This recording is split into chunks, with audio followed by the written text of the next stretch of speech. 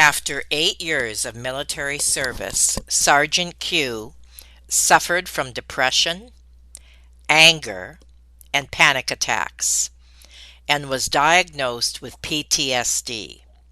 He nearly ended his own life in the parking lot of a church.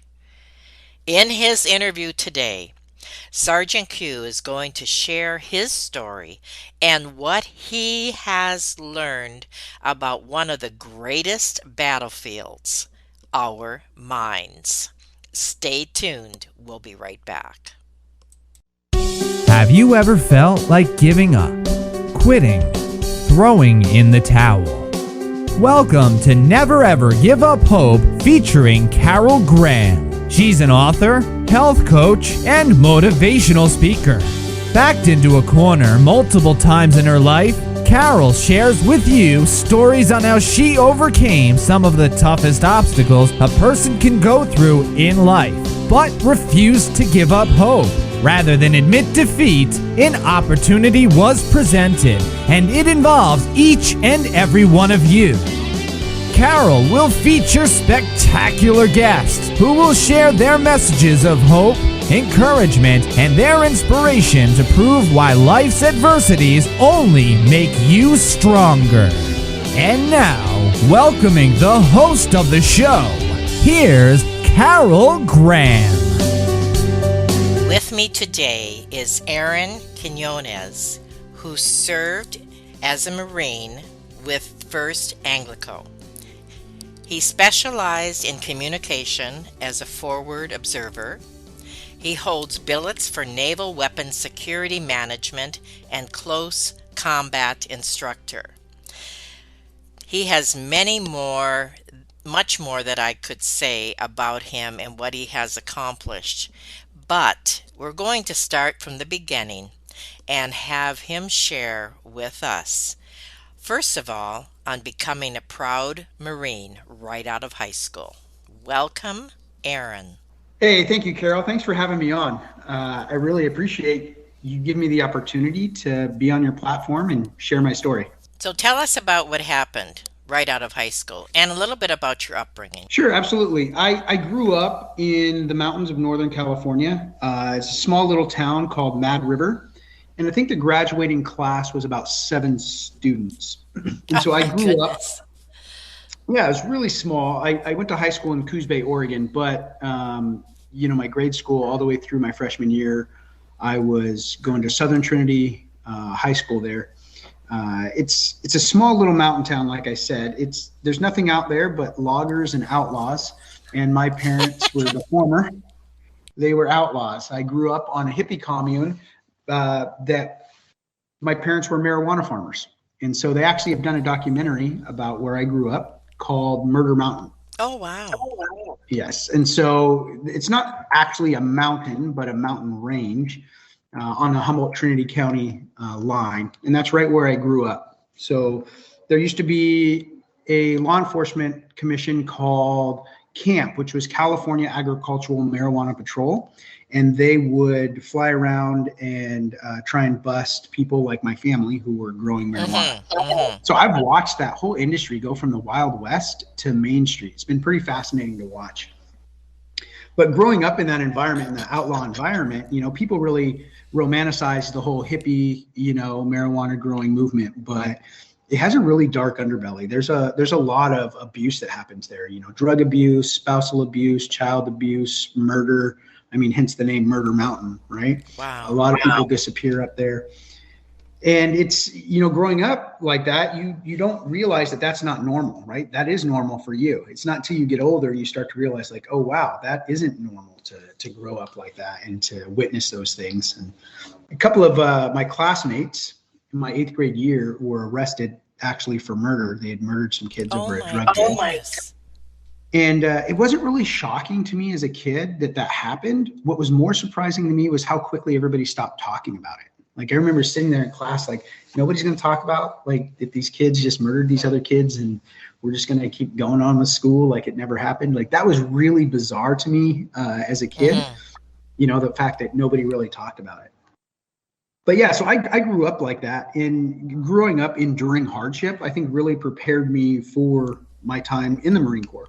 Because when I joined the Marines and I'm going through hardship there, I felt like it was easier for me than some of the other guys, just because I'd grown up enduring so much hardship. And so I'd watch guys wash out of boot camp, and same thing in Anglico. It's a special forces group. I'd watch guys, wash out of that. And I just didn't really understand it, because to me, I don't want to say it was easy, but it kind of came natural, the enduring hardship part.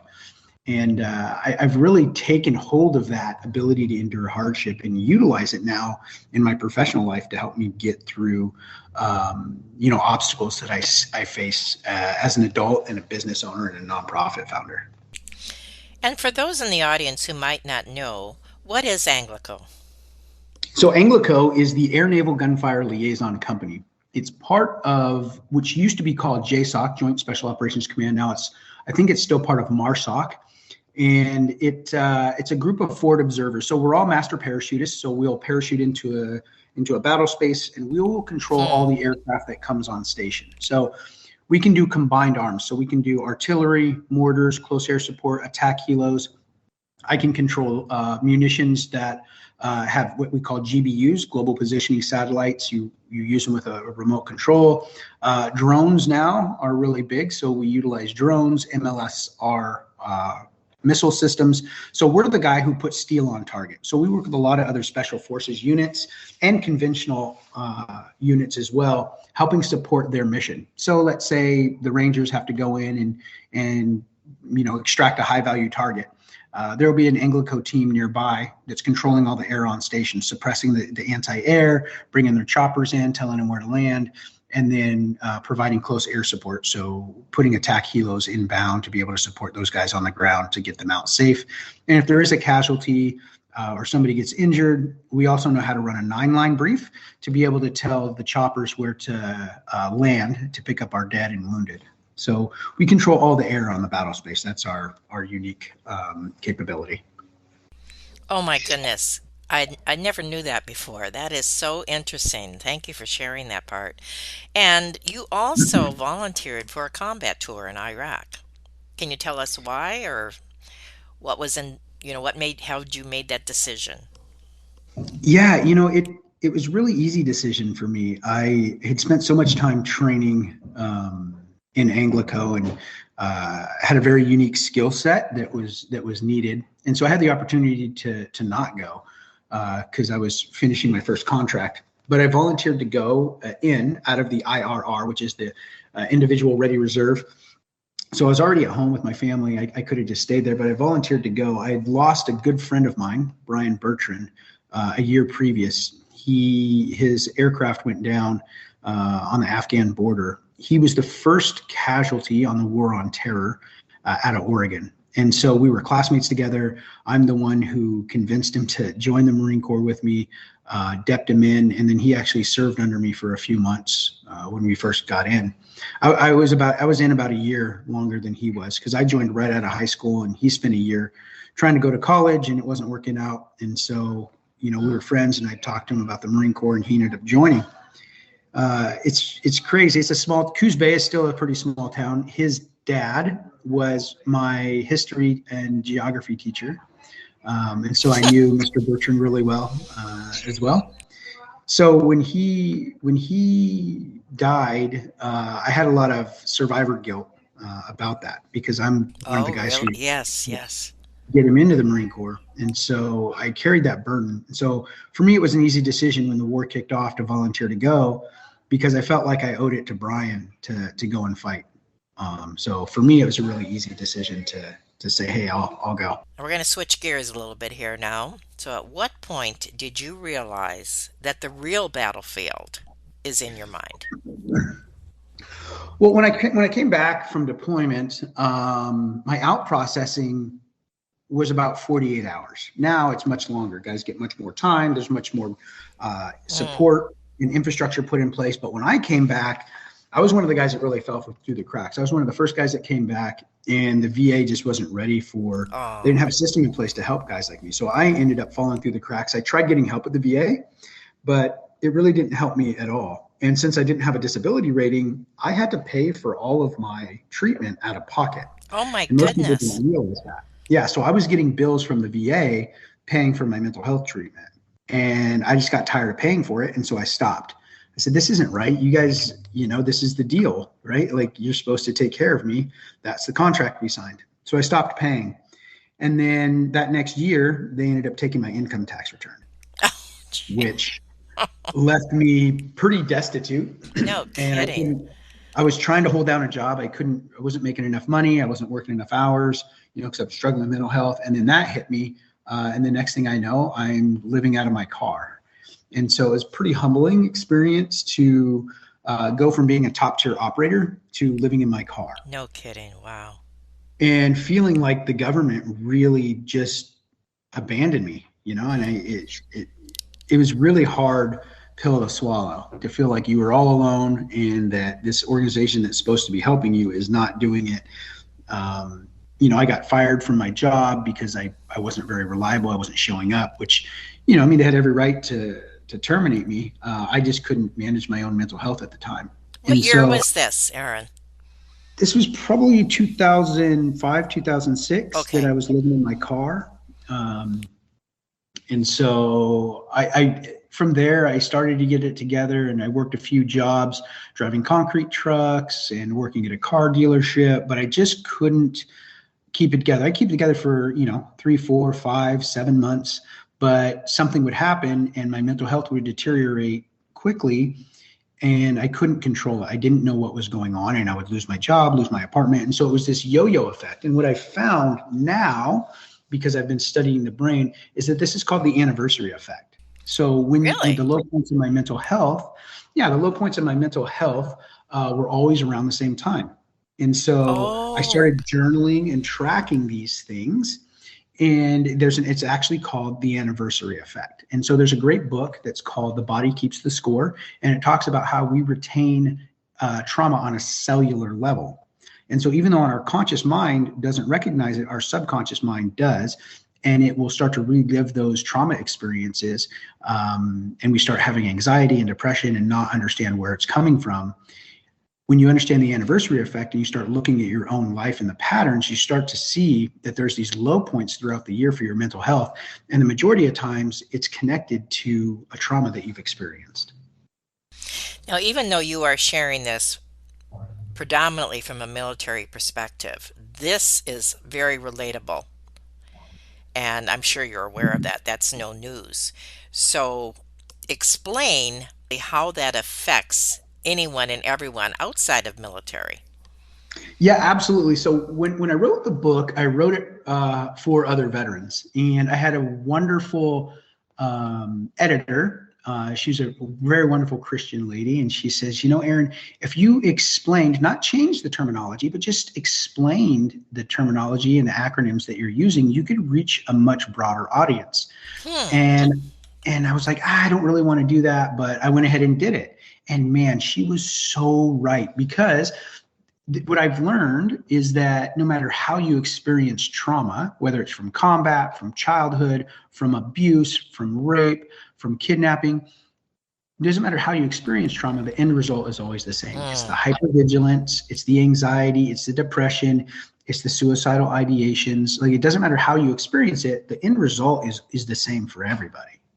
And so when I explain the terminology, it's been amazing to watch other groups utilize the book and the curriculum that I created for domestic abuse survivors, or women coming out of trafficking, or I was in Lithuania teaching last year. I was teaching in Lithuania at a college. All these college kids. Lithuania has the highest suicide rate of all of Eastern Europe. Wow. And so, these are young kids. They haven't experienced combat, but they've experienced trauma over there. And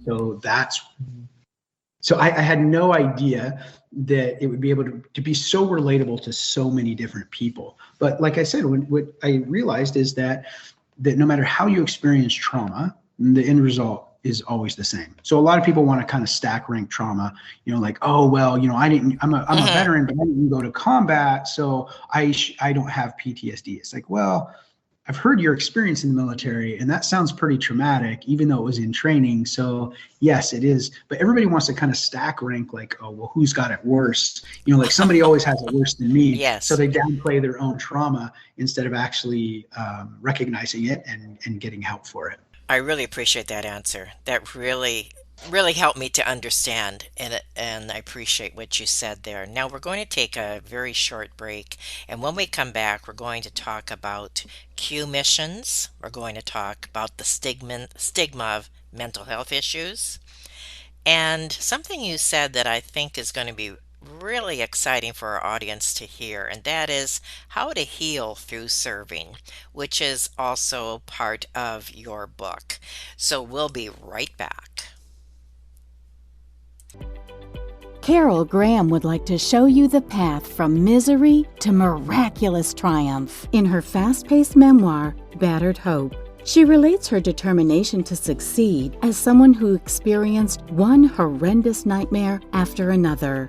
Gang raped and left for dead, loss of a child, husband falsely imprisoned, and cancer. Nothing could break her tenacity or faith. No matter what you face, heartache, loss, suffering, or injustice, Carol will illustrate how she became a victor the same way you can. The secret is to never, ever give up hope. Order your copy at Amazon or batteredhope.blogspot.com. Thank you so much, Aaron, for being on Never Ever Give Up Hope today and what you have shared already, and even in light of PTSD and explaining how it does not just affect those who have been in the military, which I know that was a common term for decades, correct? Yes, absolutely. So let's talk now about Q missions and what that is, and I know you'll tie it together. Yeah, absolutely. So when I first started my healing journey, I started trying to figure out what was wrong with my brain and how do I fix it. I looked at, in the Marine Corps, I was a close combat instructor, and we say one mind, any weapon. So I really visualized my mind as a weapon system. And I said, okay, if a weapon system's malfunctioning in the military, what do? We tap, rack, bang. We do an immediate action drill, and we get it back in the fight. Do a function check and keep on running. And so I tried to do that with my brain. So I had to learn as much as I could, as quick as I could, about how does the brain operate. And it's a very complex system. So I started reading all these medical journals, reading all of these case studies, and learning as much as I could about how the brain functions. At the same time, I was reading the Bible. And so for me, I had come very close to ending my own life. And it was on the 4th of July, and I was driving around looking for a place to just quietly end my life, because I was dealing with the anxiety and the depression. And the anxiety was so bad that it felt like my body was buzzing. And so I don't know if people in your audience have felt this way, but I felt uncomfortable inside of my own skin. I just wanted to get outside of my skin. Like if I could have, I would have peeled my skin off like you would take a shirt off. Like it just felt uncomfortable, like it was fiberglass under my skin. And I know now that was my brain pumping a tremendous amount of cortisol into my system and adrenaline, and that it was overdosing my body. And that's why I was having those sensory overload issues, is because all of those chemicals were like a fire hose going off inside of my body. That's why I was feeling so physically uncomfortable when I was going through this mental health episode. And so I drove around just trying to find a quiet place to end my life. And I found this big vacant parking lot. And so I drove into it, and I backed up my vehicle right next to the side of the building. And it was summer in the Northwest, so it gets a little warm. And so I could feel the heat of the sun coming in through the window. And so I rolled my window down just to get a little bit of a breeze to come through. And when I did that, I could hear these kids playing on a playground not too far away. And I thought, I'm just going to wait until these kids take off, because I don't want them to have to deal with this. And so I waited and waited. And then the next thing I knew, I had woken up. I had fallen asleep in my truck. And when I woke up, my suicidal ideations were gone. Oh, and so my I thought, word. That was strange. I've never experienced that. I put my pistol away and I went on with my day. Well, a few days later, I got invited to go to church. And I was like, no, thanks. I'm not interested. I'm not religion. It's not my thing. And that Sunday, I woke up a little hungover, and I looked at that address and I thought, what the heck? Let me go check this thing out and see what it's all about. So I drove to the address, and I drove right back into that same parking lot that I'd almost ended my life in a few days before. And it's a pretty surreal experience to drive back in, thinking like, okay, did I actually die? And I'm in some sort of purgatory, Groundhog's Day, like what's happening here? Went in and started listening to the pastor. He was doing this series about feeling lost and alone. I was like, oh my gosh. Oh my goodness. And so after the series, I think it was like 4 or 5 weeks, he gives an altar call. I go up and I give my life to the Lord. And I thought, okay, this is it. Like, I'm just going to give my life to the Lord and everything's going to be fine. So I did the altar call and nothing in my life actually changed. I was like, well, that didn't work. Like, okay, maybe I did something wrong here, but there's something here. I've got to figure this out. So I joined a small group with a group of guys, and it was supposed to go for 6 weeks. 3 years later, I was still working in that same small group of guys, and they were really teaching me how to read the Bible. Now, they had no idea how to relate to me as a veteran, a combat veteran, struggling with these mental health issues, but they just loved on me the best way they could and taught me how to read the Bible. So I'm reading the Bible and I'm reading these medical journals, and I created this small little program for myself to be able to overcome trauma with these things that I learned about the brain and about scripture. And so I would journal every day, and I would find these concepts out, and I would take them and make them an action item, and then I would live it out. I couldn't keep a job, so I started my own janitorial company. And over the last 14 years, my wife and I have grown that company to have over 130 employees now in the Pacific Northwest. And so the program that I created for myself really worked. 7 years ago, the Lord called me to lead other veterans to find the same healing that I did. And so I started Q Missions, and I start them right where I started. So I got invited by my church to go to Mexico and build a home for a homeless family. And I was very reluctant, and that's a common theme in my life. You'll see, I'm very reluctant when the Lord calls me to do something, but I do it. So I went to Mexico and I built that home. It was on Memorial Day, as a matter of fact, and I built that home for a homeless family. And something inside of me changed. I felt hope. I felt emotion. I felt these feelings that I hadn't felt in years. And I thought, wow, I don't know what this is, but I need more of it. So I went back to my church and said, hey, when do we go on that again? They said, we only do it once a year. I was like, well, it's not enough for me. Can you connect me with other people? And so I learned about this whole missionary network that's out there through Builders International and AGWM and YWAM and all these other organizations. So I would travel around the world, and I would build churches and schools and orphanages, dig wells, teach children's programs. 3 or 4 times a year, I would travel and do these things, and it was really helping me.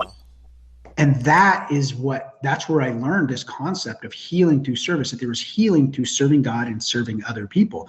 And it totally blew my mind when I'm reading in the Bible that it tells us this is what we're supposed to be doing, is to be loving and serving others and loving and serving God. And then I'm reading these medical journals that are telling us the best way to build mental resiliency is through altruism and volunteerism and helping other people. And then I go out and I put this in practice, and I'm like, oh my gosh, this really works. Like, I feel much better. And so that is what I teach guys. So every year on Memorial Day, I'll take a team down to Mexico, and I'll take 40 to 50 guys with me, and we'll build a home for a homeless family. So it takes about 20 guys per house. So if there's 40 guys, we'll do 2 homes in 2 days. And I teach them from the book that I wrote and the curriculum that we created, the process of healing through service, how the brain operates, so every chapter we break it down into 5 pieces. Number 1, we give the concept that we're talking about. Number 2, we show the scientific studies behind this concept.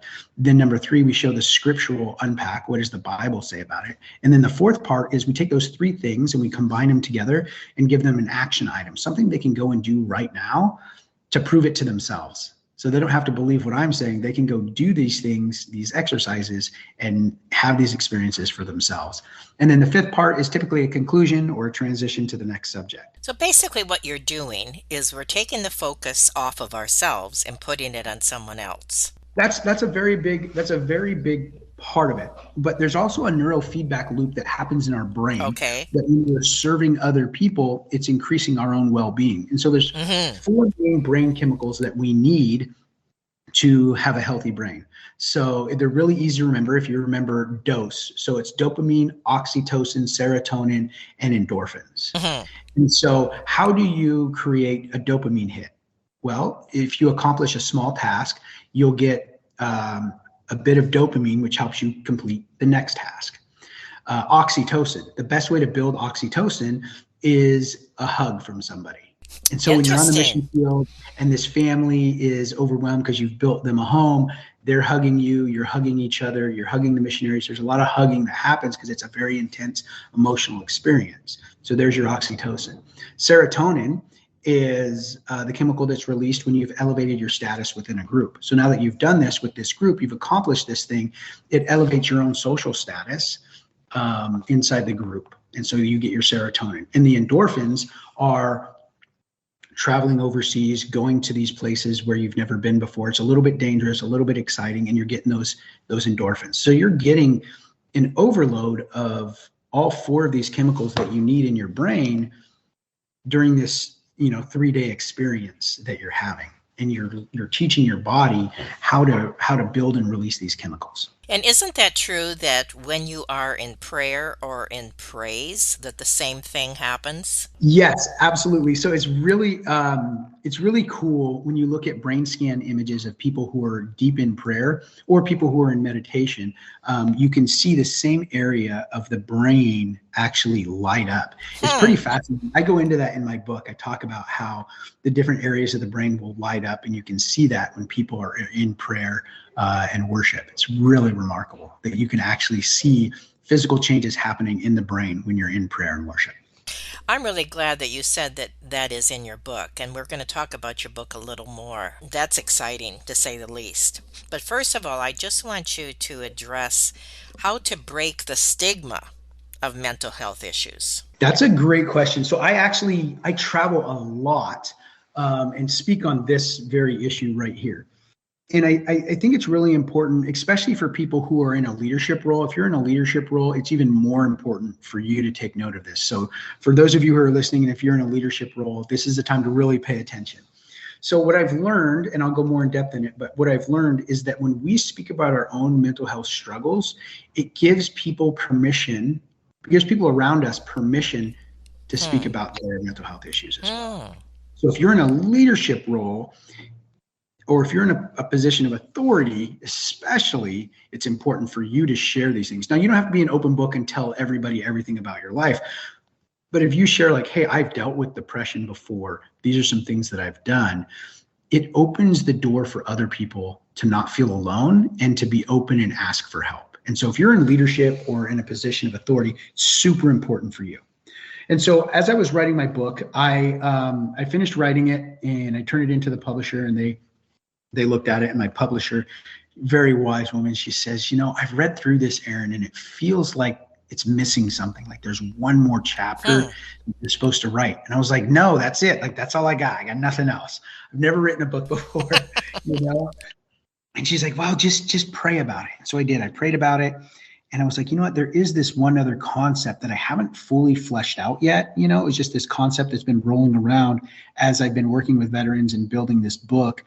And that chapter, I call it the mental health camps, those 3 mental health camps, that became the first chapter of the book. And it's actually the most requested portion that people ask me to speak on, is this idea of the mental health camps. So in a brief summary, as working with veterans, there's 3 main camps that I see people fall into. And then there's this elusive 4th camp that I think we can all get to. So on the far left, you have what I call the victim mentality. And so this is a minority camp. These are people who feel like the world is out to get them, that nothing is ever their fault. They take no responsibility for their healing process. And we know people like this. I lived in this camp. I know it very well, right? Where I felt like everybody owed me something and people needed to change for me, not being willing to change myself. So that's the victim mentality. And like I said, that's a minority camp. And on the right side, you have another minority camp, which I call the denier camp. And I lived in this camp too. When I was active duty in the Marine Corps, I thought mental health issues, that's something that happens to guys who've been, multiple combat tours and very decorated warriors. I didn't think that it was anything that would ever happen to me. And so in this camp, you hear people say things like, oh, you just need to get over it, or if you tried harder, or if you prayed more, or you hear all these things discounting an individual's experience regarding their mental health journey. And you hear more derogatory stuff where it's this stigma that they're broken or they're useless or they can't do anything. And those are a minority camp as well. But the majority of us, we live in the middle. And I call it the silent majority, because there are people who have dealt with mental health issues, depression, anxiety, suicidal ideations, addiction, but they're afraid to say anything about it because they're too afraid of the people on the right, the denier camp, painting them as the people on the left, the victim mentality. So they suffer in silence. But we're the only ones that can actually change the conversation. Because if we stand up and we say, hey, I struggle with anxiety, I struggle with depression or PTSD or whatever that is, it gives permission for everybody else to do the same thing. And it changes the perception of what mental health looks like. And so for the people on the right, the denier camp, it changes what they think somebody struggling with mental health looks like. Because they look at me, I travel the world, I have 2 very successful businesses, an award-winning nonprofit, I'm a published author and speaker, I have a technology startup. And they say, you struggle with depression and anxiety? I said, yeah, man, there's some days I can't even get out of bed because my depression is so bad. Or I have to leave an event early because my anxiety is overwhelming me. It changes what they think that mental health condition looks like. Yes. And for the people on the left, the denier camp, it gives them hope that they can do better and be better. But the most important thing it does is it emboldens the rest of the silent majority to step forward and say, hey, me too, I struggle. And then that way we can move from the silent majority into what I call Camp Hope. And hope is so powerful. According to the Johns Hopkins University, it is the #1 concept most closely related to survival. I think that you have really covered the bases here, and yet this is only a beginning because your book is going, I'm assuming, going to expound on each one of these. Is that correct? And can you tell us a little bit more about your book? Yeah, absolutely. So the book, when I wrote it really with the small groups that veterans get into, or like recovery groups, or like the church small groups. Because when I learned a lot was in the small group at my church, where I was learning to read the Bible and understanding these concepts. So when I built the book, I built it so it could be used as a small group study. Okay. So there's a video series that can go with it. And each chapter, there's 11 chapters of the book. And each chapter, you go through those 5 different sections, and then you go do these action items together. And then by the time you get to chapter 11, it has you go out as a group and do some sort of community service together as a group, using everything that you've learned and putting it into practice out there in the field. And so it works great with small groups. I teach a lot of churches here who are trying to get missions organizations up and running in their churches. They utilize this curriculum to help them do that. I've got other churches that use it for like domestic abuse survivors. I've got another organization that uses it for people who are coming out of trafficking, to be able to utilize this curriculum to teach people how the brain operates. So you do all of that, and throughout the whole book, you're journaling your experience. And I tell people that if they go through all 11 chapters and they do all of the journaling, that there's actually 12 chapters in my book. And that when they're done, they journal, it becomes the 12th chapter of my book, which is the first chapter of their own. Oh, I like that. That's cool. And what's the book called? It's called Healing Through Service, The Warrior's Guidebook to Overcoming Trauma. And it's available everywhere, of course. Oh, yeah, absolutely. Anything you'd like to say, either in summary or something that you want to leave with the audience? Yeah, I think just remembering that, hope, like I said, is the #1 catalyst for survival. And we know this intrinsically in the military. That's why you'll see 10 guys run headlong into gunfire to pull one guy out, because we're never going to leave them in behind. And it's that idea of hope that keeps that person fighting longer than anybody ever thought possible. And that leads right into the technology that we created called Q Actual. We created a mobile platform for your phone that you can select 2 or 3 friends that can help you when you're struggling with mental health. So you're giving and receiving support. It's just a basic chat app. And we built the technology with this concept of hope in mind, and knowing that the squad is the number one component for success on the battlefield. And so we just transitioned that concept to the battlefield of the mind.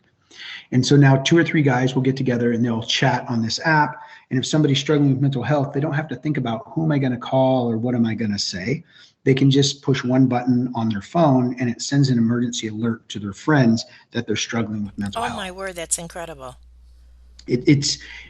So it does that automatically. So 2 things happen when you initiate the signal. The first thing that happens is it starts a cognitive reconditioning program, more commonly called a grounding technique, which therapists have been using for decades to help people regain their cognitive thought process. Because during a mental health crisis, part of your brain actually shuts down. So people who have survived suicide attempts, they always regret it.